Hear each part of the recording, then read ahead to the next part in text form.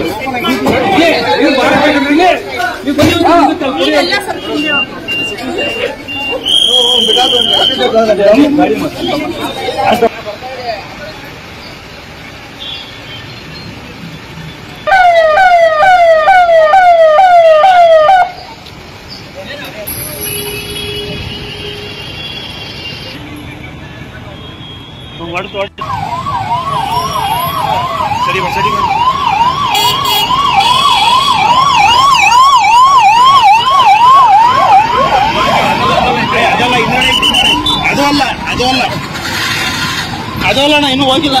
ಇನ್ನೂ 2 ಆಂಬುಲೆನ್ಸ್ ಅವೆ. ಇದಲ್ಲ ಹಿಂದ್ಗಡೆ